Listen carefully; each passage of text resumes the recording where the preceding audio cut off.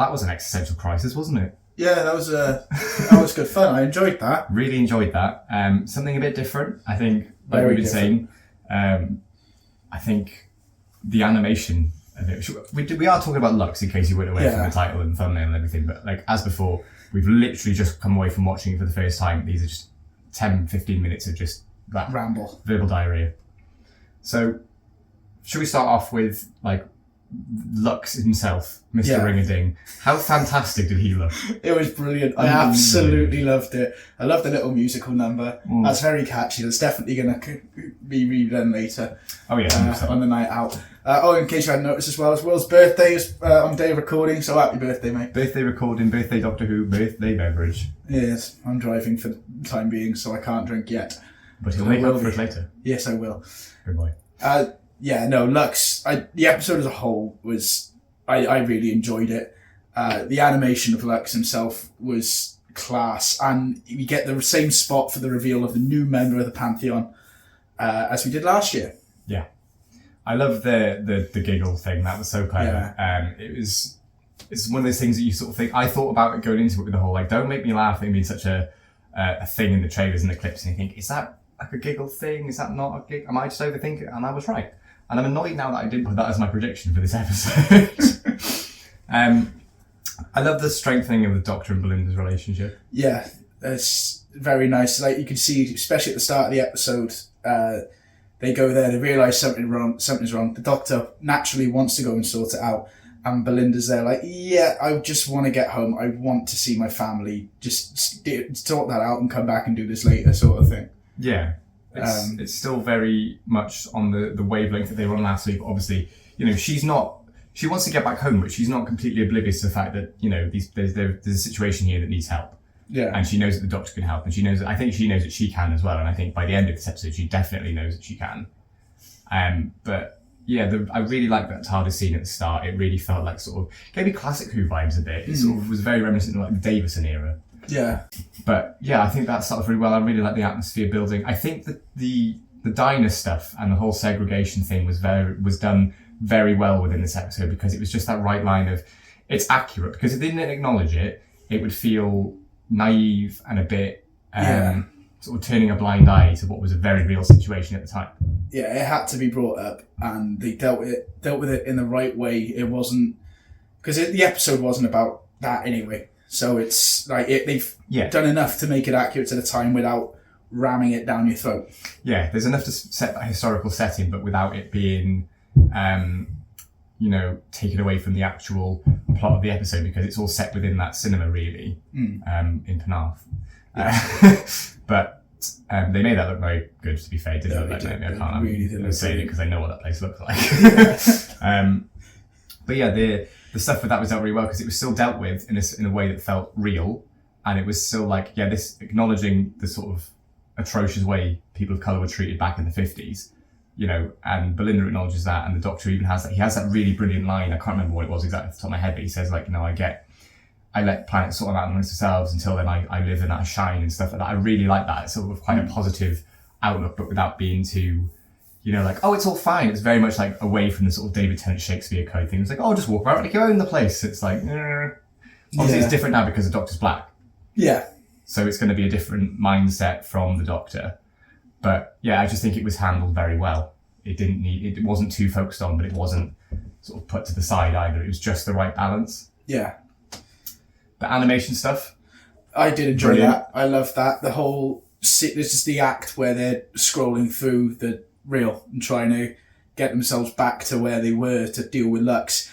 And then you get that brilliant fourth wall break within a fourth wall break. Yeah. Before, I want to mention how good Ncuti and Belinda were, and Ncuti and Varida were when they animated, and they sort of do the voices a bit more over the top, like you do get in the sort of 50s, 60s cartoons where everybody talks like that.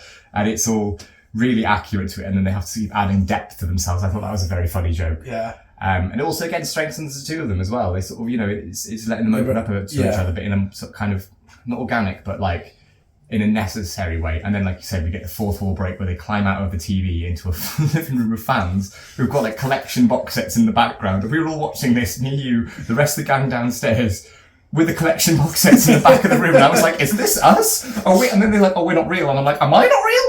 Is this an existential, a doctor who gave me an existential crisis on my birthday? And then they get the bit where the doctor's like, oh, what's your favourite adventure of mine then? When he's kind of come to terms with the fact that he's not necessarily real. And they're all just like, blink. It's like, what about when I stood on a landmine for an entire episode? Blink. That's so funny. I really like that. That really made me laugh. Because it's that kind of joke. It's so meta, and like, you know, we'd heard rumours. Even one of the fan characters says, I saw it leaked online and stuff. And I'm like, oh, we've all been there, love. We've all been fucking there. So yeah, the television stuff is interesting. I'm not sure where you'd go if that isn't the end of it, because obviously there's rumours that the whole thing has been trapped in a TV show since Power of the Doctor, and with a mid-credit like glitch, where they're like, oh my god, we're still here. I'm like, are we still kind of there? Is that still what's happening? Yeah. My neighbour's banging against the wall. Really, I'm sorry if that's picking up. I wish I could do something about it. But yeah, no, I think it really just worked, because I wasn't expecting it in the way it was to be so explicit and so meta. Like, to the point where even when they're standing by the TV ready to get back in, the Doctor Who logo's on the TV, and the box sets are in the background, and they're all wearing merch and stuff. Like, you know, we've done that. We've had nights when we've all like dressed up and watched Doctor Who. And I was just like, it's really strange to get your head around. It's that kind of weird, and I like that sort of weird, bizarre stuff. You know, I've said that millions of times before. Oh, it was great fun. And then the way they dealt with Lux as well, I thought that was kind of cool. Yeah. Just cause a cinema to blow up. Yeah, they sort of like, I guarantee you though, like, that's how Fury from the Deep got burnt. Like, it's just, it was in that cupboard somewhere. It had all the lost episodes hidden in that cupboard in Penarth. Yeah, that's where they've all gone. just gone kaboom. I like that. And I like the fact that Belinda gets to sort of have her moment to try and save the day, and she's forced to not, because the Reginald Pye fella sort of accepts that his wife is gone and like knows that this is the right thing to do. And you get that great bit at the end where Lux is like becoming bigger because he's been fed off the sunlight and can't handle it, gets too much, and he eventually just sort of like disappears and disintegrates into nothing. Yeah. But what an amazing direction though. The whole episode looked fantastic. Yeah. And again, the pacing was bloody brilliant. Yeah, it was so well done. Can't give enough props to the guys on this one. Don't want to say it, but I think we're back. Yeah, and next week's looks fantastic as well. Yes. I really can't wait for that. I can't wait to see how Mrs. Flood ties into that one as well. Because she just pops up at the end of this one. Like, she's either, we were saying downstairs before coming up, she's either part of the Pantheon, like a reality god or something, or she's another Time Lord. Yeah. So, let us know what you think on that one. Big threat. Below. Big threat. I love how she even said, it's got until May the 24th, which is the date of the transmission of episode 7. That's the first part of the finale. It's also the date that Belinda's trying to get back to, May the 24th.